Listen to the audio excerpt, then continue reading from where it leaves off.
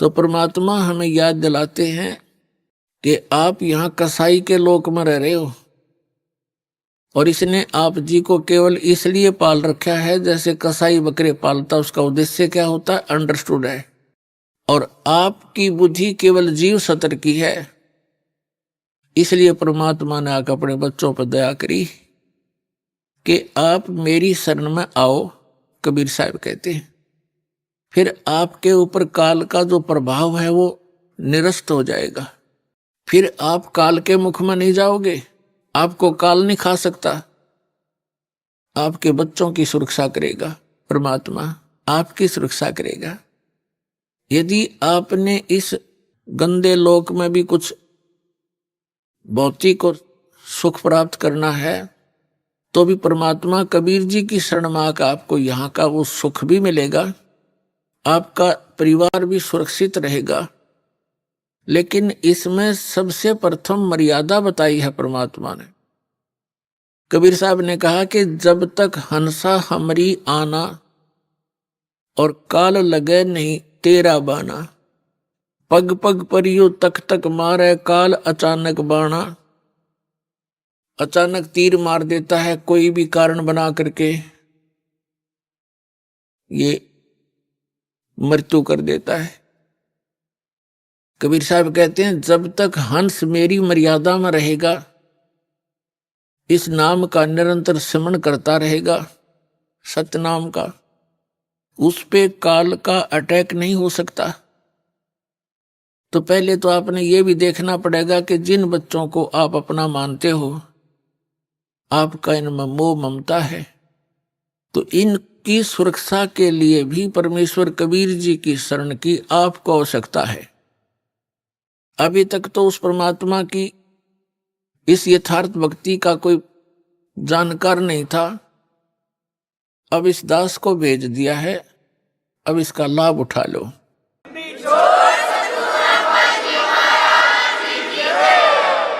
और फिर आप भी सतलोक जाओगे, आपका परिवार भी सतलोक जाएगा। आप पहले चले जाओगे, ये बाद में भक्ति करके आ जाएंगे। जैसे आपका यहां जुगाड़ जुड़ गया, ऐसे ही वहां जुड़ जाएगा सतलोक में, ऐसे ही परिवार हो जाएगा। फिर वो परिवार आपका ऐसा ही प्रिय होगा और वहां कोई दुर्बुद्धि नहीं, कोई विकारी प्राणी नहीं, वहां किसी चीज का अभाव नहीं, और सब सुविधाएं, सब सुख आपको उपलब्ध होंगे। आप जो यहां आप सुविधाएं खोज रहे हो, ये सारी सुविधाएं आपको सतलोक में प्राप्त होंगी और वो सदा रहेंगी। तो उसके लिए आपने थोड़ी सी हिम्मत, प्रयत्न, संघर्ष अब करना पड़ेगा। जैसे हम जिस समाज में रह रहे हैं वो इस तत्व ज्ञान से अपरिचित है। ऐसा जानो जैसे आप विद्यार्थी हैं, वो विद्यार्थी नहीं है। तो विद्यार्थी के लिए जो भी कार्य टीचर बताते हैं और विद्यार्थी उनको ठीक रेगुलर उनको कर रहे हैं, तो वो बच्चे सफल हो जाते हैं। यदि विद्यार्थी और पहाड़ी ग्वालों को देखकर उन ग्वालों के पास घूमने लग जाए, उन्हीं के साथ सारा दिन धक्के खावे, तो विद्या से वंचित रह जाएगा। तो कहने का भाव ये है, जो भक्ति नहीं कर रहे, परमात्मा की साधना नहीं करते, वो विद्यार्थी नहीं है। उनका अनुसरण करना आपके लिए हानिकारक होगा। इसलिए सामाजिक परंपराओं से आपने उल्टा हटना है, पीछे हटना है। और जो परमात्मा की मर्यादा भंग हो जिस भी कारण से, क्रिया से, उसको नहीं करना है। अब जैसे विद्यार्थी अपनी मेहनत करके, दिन रात पढ़ाई करके और सफल हो जाते हैं, उनको विद्यालय में किए हुए उस प्रयत्न स्टडी का प्रतिफल फील्ड में मिलता है। जैसे किसी ने अध्यापक की ट्रेनिंग की है तो उस विद्यालय में नहीं अध्यापक की सुविधा उसको बाहर फील्ड में मिलेगी, अन्य स्कूलों में अध्यापक लग जाएगा। किसी ने डॉक्टर की ट्रेनिंग की है, किसी ने इंजीनियरिंग की है या कोई अन्य पढ़ाई पढ़ी है, तो उसका किया हुआ विद्यालय से बाहर मिलता है। इसी प्रकार आप जी जिनको मानव शरीर प्राप्त है वो प्राणी विद्यार्थी हैं। इनकी पोशाक भिन्न है अन्य प्राणियों से। तो इसकी ये मोटी पहचान है कि जिनको मनुष्य जीवन प्राप्त है उनको परमात्मा पाने वाले विद्यालय के अंदर प्रवेश प्राप्त हो चुका है और उनको सब सुविधाएं प्राप्त करा दी हैं घर वालों ने, तो ये समझ लो। और वो बच्चे फिर अपना उद्देश्य भूलकर सांग सिनेमा देखते हैं, शराब पीते हैं, कोठी बंगले बनाने में अपना जीवन नाश करते हैं, तो विद्यार्थी ठीक नहीं, वो महामूर्ख व्यक्ति हैं। इस ज्ञान से आपको ज्ञान होगा, विश्वास होगा कि क्या बताते हैं परमात्मा, सर्व सोने की लंका होती व रावण से रणधीरम, एक पलक में राज बिराजी जम के पड़े जंजीरम, मन तू सुख के सागर बसरे, भाई और न ऐसा यश रे। अब यहाँ की जो झूठी महिमा यश प्राप्त करने के चक्कर में इसे अनमोल जीवन को हम बर्बाद कर जाया करते थे। अब इस ज्ञान की रोशनी में हम यह ठोकर खावेंगे नहीं। ज्ञान इसीलिए दिया जाता है कि भटक ना जावें और भटके हुए ठीक ठिकाने आ जावें। तो क्या बताते हैं कि सर्व सोने की लंका थी, रावण से रणधीरम, एक पलक में राज विराजी, यानी राज्य से विहीन हो गए एक पल में। और फिर यम के पड़े जंजीरम, यम के दूत जकड़ के ले गए उसको, रावण को। परमात्मा कहते हैं आप जी यहां परमात्मा की इच्छा छोड़कर सतलोक जाने की इच्छा के अतिरिक्त अन्य जो भी इच्छाएं पाले बैठे हो, आपके लिए बड़ी भयंकर है ये। आप बालक हो, परमात्मा कितनी बार आए हैं, असंख्यों बार यहां आ लिए अपने प्यारे बच्चों को इस कष्ट से निकालने के लिए। लेकिन काल भगवान ने, यहाँ के स्वामी ने हमारे को इस झूठे सुख की भांग प्या रखी है। इस भांग के नशे में हम परमात्मा को ना पहचान पाते हैं, ना अपने कष्टों को कष्ट जान पाते हैं। इस तत्व ज्ञान की रोशनी से यह भांग उतरेगी और ये नशा आपका कम हो जाएगा। रात को भी निद्रा आनी बंद हो जाएगी। परमात्मा की ये जो ज्ञान है, परमात्मा की महिमा आपको रह रह कर याद आओगी। जैसे किसी को टेंशन हो जाती है तो एक दिन आपकी ऐसी स्थिति हो जाएगी, कबीर साहब कहते हैं कि जैसे पर घर पावना रह उठाए चित, एक समय आपकी ऐसी स्थिति आवेगी जैसे आप जी कहीं चले गए किसी रिलेटिव के यहाँ रिश्तेदारी में, और वहां आपको प्रार्थना कर देते हैं कि आज रुक जाओ, आप रुक गए। लेकिन आपको ये पता है कि यहां मैं ज्यादा समय का नहीं हूं, और अगले दिन आप चलने की तैयारी करते हो। उस दिन भी आपसे प्रार्थना कर लेते हैं कि आज जो रुक जाओ। अधिक प्रार्थना से आप रुक अवश्य जाते हो, लेकिन आपका मन आपके घर पे पड़ा होता है कि वो करना था, ऐसे करना था, ऐसे करना था। तो परमात्मा कहते हैं जब आपको यथार्थ ज्ञान हो जाएगा, आपका यहां से मन उठ जाएगा। जैसे पर घर पावना, दूसरे के घर में मेहमान, रह उठाए चित, दास आपको उस कबीर गॉड गिवन ज्ञान से इतना परिपक्व करना चाहता हूं कि आपकी आस्था उस सतलोक में दृढ़ हो जा, और जहां आशा ता बासा होई, मन कर्म वचन सुमरियो सोई। पुण्यात्माओं, हमने जो भी ज्ञान मिला उसके आधार से हमने उसकी आस्था की।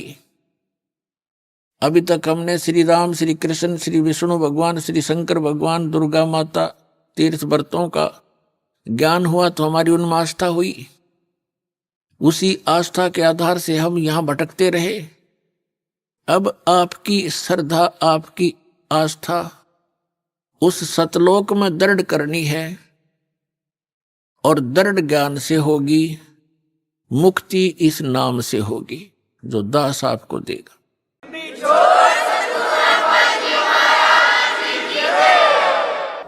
तो ज्ञान के आधार से परमात्मा कहते हैं, क्या मांगो कुछ थिर न रहाई, देखत नैन चला जग जाई, 1,00,000 पूत 1,15,00,000 नाती, उस रावण के दीवान बाती। परमात्मा याद दिलाते हैं किसी के संतान नहीं है, वो केवल संतान की ही रट लगा रखी है, भगवान संतान दे, भगवान संतान दे। अब उसका दोष भी नहीं बेचारे का, क्योंकि इस काल भगवान ने हमारे अंदर एक ऐसी प्रेरणा बना रखी है, ऐसा समाज बना रखा है कि पुत्र नहीं हुआ, संतान नहीं हुई तो कोई जीवन नहीं मनुष्य का।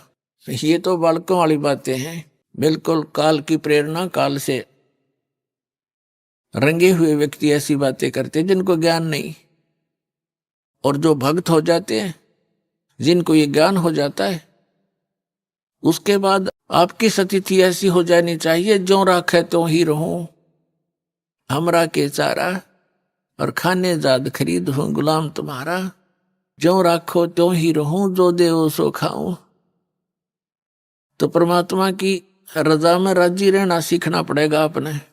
जिनके यह संतान नहीं है, तो अब इस परमात्मा के ज्ञान के आधार से वो बहुत ही खुशकिस्मत व्यक्ति है जिनका संतान नहीं है। पुण्यात्माओं, आज तक जो भगत और समाज का जो विरोध रहा, उसका यही कारण रहा है कि समाज की परंपराएं समाज के क्षेत्र की हैं, और भक्ति का जो मार्ग है, भक्ति की जो परंपराएं हैं, वो समाज के बिल्कुल विपरीत होती हैं, जिस कारण से विरोध बन जाता है। जो एक आध बार सत्संग सुनता है तो ये कहता है कि वो तो संतान कोई भी अच्छे नहीं बताता। नहीं, ऐसी कोई बात नहीं। जो ज्ञान है दास वो बता रहा है, और ये ज्ञान है। अभी तक आपने केवल अज्ञान सुना है। अब जैसे एक लेवा एक देवा दूतम, एक समय सुखदेव ऋषि, उसको ज्ञान हुआ, मां के गर्भ में ही उसको ये चेतना होगी कि ये संसार बहुत भयंकर सथल है, और इसमें बाहर जाते ही ये तीनों गुण, रजगुण ब्रह्मा जी, सतगुण विष्णु, तमगुण शिव जी, इनके तीनों गुणों का प्रभाव जीव को मां के गर्भ से बाहर जाते ही हो जाता है। मां के गर्भ में इनका असर नहीं होता। उस समय इस बच्चे को, बेटा या बेटी को, अपने पूर्व जन्म की भी चेतना रहती है। आगे उसके प्रारब्ध में के कष्ट आने उसको वो भी याद रहते, और बार बार यही रटना लगाता है कि हे भगवान, आपके ज्ञान को आधार बनाऊंगा, परम संत की खोज करके मैं मोक्ष कराऊंगा। लेकिन सुखदेव ऋषि को ये भी ज्ञान था कि बाहर जाते ही हमें मूर्छित कर दिया जाता, जैसे इंजेक्शन लगा के अचेत कर दिया जाता है इन तीनों गुणों के प्रभाव से। अब जैसे मिर्च का स्वभाव है, जैसे कई अज्ञानी कहते हैं कि ब्रह्मा विष्णु महेश गुण नहीं है, वो तो गुणी है। अरे मिर्च गुणी है, वो गुण तो मिर्चे का है। वो जो मुंह जला दे, आंखें में हाथ लाग जाए तो आंख कति कंडम हो जाए। तो कहने का भाव ये है कि इन ब्रह्मा विष्णु महेश को इस काल भगवान ने अपने पुत्रों को एक एक गुण युक्त कर रखा है। जैसे मिर्च को ऐसे गुण युक्त कर दिया तो उसके अंदर गुण है, वो कहीं रखी रहे।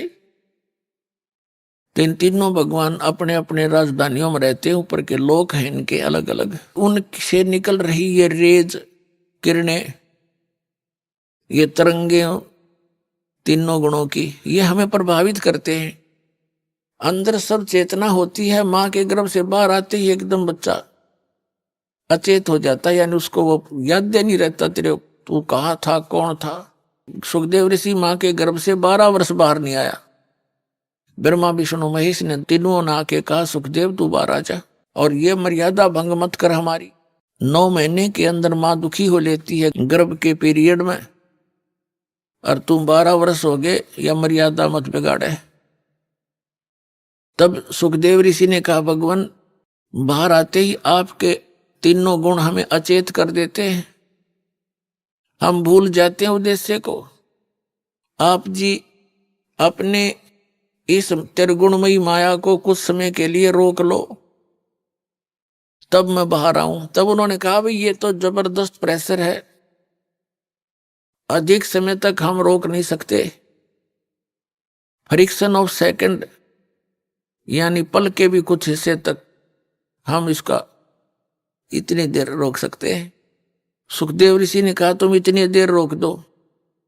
कहते हैं इतनी देर उन्होंने माया रोकी थी, इतनी देर में मां के गर्भ से बाहर आ गया, वो चले गए। अब सुखदेव ऋषि अपनी और नाल को कमर पे रख के चल पड़ा, कंधे पे। ऋषि व्यास की पत्नी से उसका जन्म हुआ, तो व्यास जी ने कहा बेटा दर्शन दे, अरे सूरत तो दिखा दे। अपुत्र मोह के अंदर वो बहुत व्याकुल था, और कहा तेरा मैंने 12 वर्ष इंतजार किया, पुत्र के दर्शन करूंगा, तू बात तो सुन ले मेरी। तब सुखदेव ऋषि ने कहा था कि एक लेवा एक देवा दूतम, और कोई किसी का पिता नहीं पूतम। ऋषि जी ना जाने कितनी बार तू मेरा बाप बन लिया, और ना जाने कितनी बार मैं तेरा बाप बन लिया। या बूंदी बीमारी है, मेरा रोग कट दे। ऐसे मुड़ के नहीं देख रहा, चलता चलता बातें कर रहा है। एक लेवा एक देवा दूतम, और कोई किसी का पिता नहीं पूतम। ये ऋण संबंध जुड़ा एक ठाठा, अंत में सब 12 बाटा। इतना कहकर वो आकाश में उड़ गया सुखदेव ऋषि। पूर्व जन्म के भक्ति शक्ति से उसकी बैटरी चार्ज थी, आकाश में उड़ गया। व्यास जी खड़ा खड़ा देखता रह गया।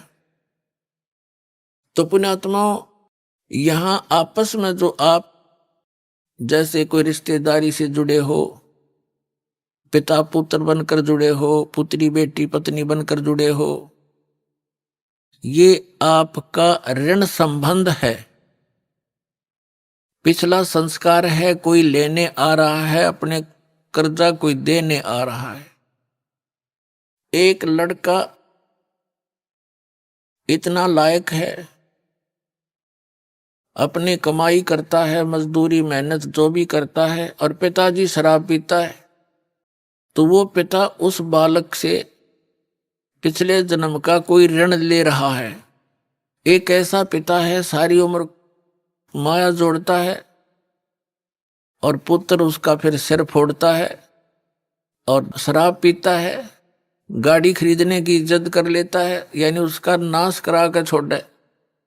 तो कहने का भाव ये है, एक लेवा एक देवा दूतम, कोई किसी का पिता निपुतम। ऋण संबंध जुड़ा एक ठाठा, अंत में सब 12 बाटा। 12 बाट का अर्थ अपने अपने रास्ते जाएंगे। जहां संस्कार पूरा हुआ वही मृत्यु हो जाएगी। जब तक आप कबीर परमेश्वर की शरण में इस दास के माध्यम से नहीं आओगे, तब तक आपका एक जैसा भी संस्कार है वही मिलेगा, उसमें कोई परिवर्तन नहीं हो सकता।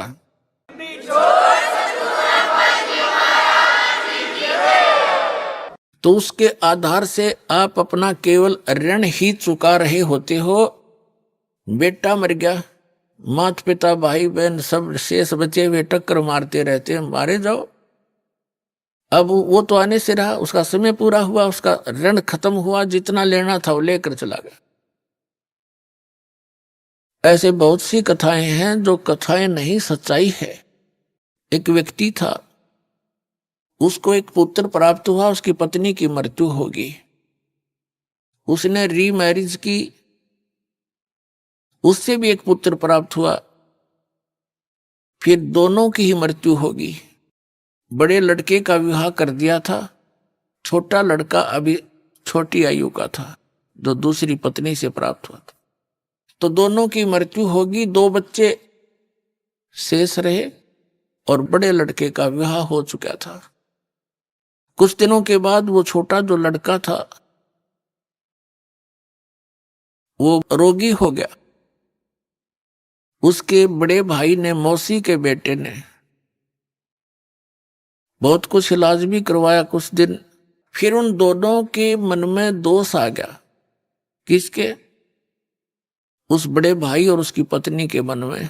इसके हिस्से में लगभग 15-16 एकड़ जमीन है, मकान आते हैं। ये बीमार है, रोगी है, इसको कोई ऐसा विष दिलवा दे ये मृत्यु को प्राप्त हो जाए, क्यों पैसे खराब करे। उन्होंने उस वैद्य से संपर्क किया जो उसका ट्रीटमेंट कर रहा था। उसको लालच दे दिया कि उसने कहा मैं 500 रुपये लूंगा और इस काम न कर दूंगा। उसको 500 रुपये दे दिए। उसने ऐसी औषधि दे दी, विष डालकर के वो लड़का मृत्यु को प्राप्त हो गया। अब बात समाप्त हुई, भाई बच्चा बीमार था, मर गया, कोई ऑब्जेक्शन, कोई शंका किसी को नहीं हुई। लेकिन भगवान से कैसे छुपा देंगे हम। अब क्या होता है कि 1 वर्ष के बाद उनको पुत्र हुआ। इकलौता पुत्र के लाड प्यार में न्योछावर हो गए। अच्छा खाना खिलावे, बड़ा लाड प्यार से पाले। गिने दिनों में वो युवा हो गया। जब 16, 17, 18 वर्ष का हो गया तो उसका विवाह कर दिया। पहले बाल विवाह की प्रथा थी, तो विवाह कर दिया। विवाह होने के बाद वो बालक बीमार हो गया, रोगी हो गया, असाध्य रोग हो गया। अब वो तो अपना बेटा था, इसलिए इलाज कराना अनिवार्य था। सब जगह झाड़ फूक वालों से इलाज कराया, वैद्यों से महंगी दवाई दिलवाई, आसपास सब जगह लुटपट लिए, लेकिन फिर भी रोग में कोई लाभ नहीं। और कुछ आधे से अधिक जमीन को भी सेल करके बेच के वो धन भी बच्चे के ट्रीटमेंट पर लगा दिया। एक दिन वो दोनों बैठे बैठे उस बच्चे के मुंह की तरफ देख रहे थे। चारपाई पकड़ चुका था, अस्थि पिंजर शेष था। तब उस लड़के ने आवाज लगाई कि भाई साहब मेरी बात सुनना। अब उसका जो पिता था वो पास बैठा था। उसने कहा कि बेटा मैं तेरा पिता हूं, मैं भाई नहीं हूं। उसने सोचा कि ये बच्चा इतना रोगी होने के कारण इतना हो गया कि मुझे पहचानना भी बंद कर गया। तब उस लड़के ने कहा कि तू मेरा भाई है और सुन ले बात सारी। तूने मुझे विष देकर मरवाया था और मैंने वो अपना ऋण चुका लिया है। आधी जमीन से भी ज्यादा तेरी बिक चुकी है और ईब तेरा और मेरा एक कफन और लकड़ी का हिसाब किताब शेष रह रहा है, वो इकट्ठी कर ले। मैं तेरा वही भाई हूं, तेरे पुत्र के रूप में जन्मया हूं। अब आंखें खुल गई उनकी। कहने लगा भाई बात सुन, मेरा तो कुल नाश हो गया, क्योंकि इकलौता पुत्र था और आश्रय ही नहीं। 20 वर्ष से ऊपर विवाह को हो गए हैं, उसके बाद कोई संतान नहीं। मैंने तो जैसा किया था मेरे को परिणाम मिल गया, मिलना चाहिए था मेरे जैसे नीच ने। पर भाई एक बात और बता दे, जो लड़की तेरे विवाही आई है इसका के दोष है। अब उस समय सती प्रथा थी, पति मरने के बाद उसकी पत्नी को जीवित जलाया जाता था लकड़ियों में। उसने पूछा कि इस लड़की का क्या दोष है जो तेरी पत्नी है। तब उस लड़के ने बताया कि वो वैद्य कहाँ है जिसने मुझे जहर दिया था, विष दिया था। उन्होंने बताया कि आपकी मृत्यु के 2-3 वर्ष बाद उसकी मृत्यु हो गई थी। उस लड़के ने बताया कि ये मेरी पत्नी वो वैद्य है, इस दुष्ट को अब सजा मिलेगी। यूं कहकर वो प्राण त्याग गया।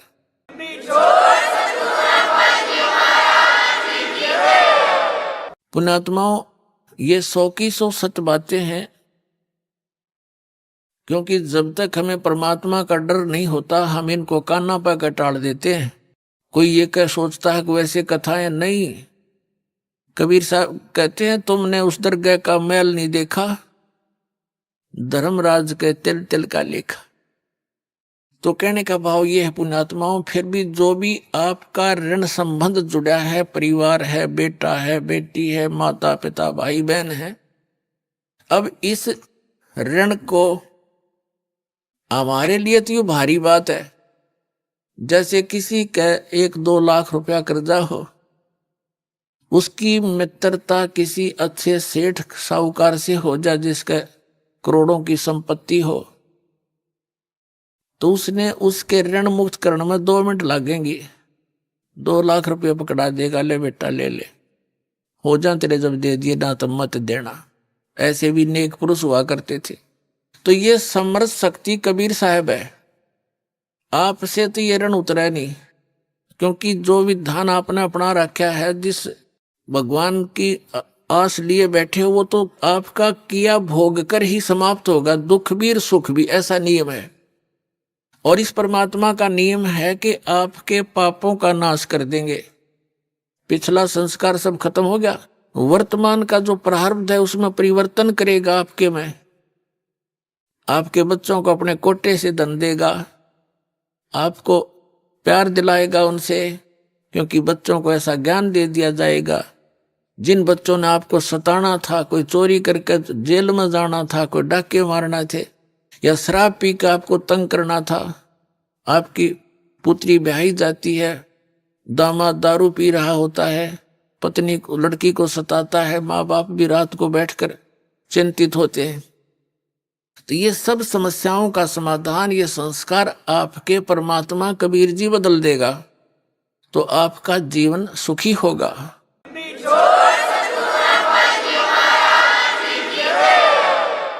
और रही बात जिनके संतान नहीं है,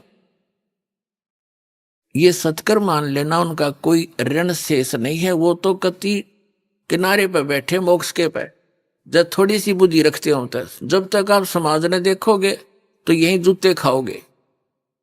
सभी महापुरुषों ने कहा है कि लोक लाज मर्याद जगत की तन जो तोड़ बगावे, जब कोई राम भगत गत पावे। लोक लाज ना कीजिए निर्भय हो रहिए, यो मन संतों दीजिए तो गोविंद पाइए।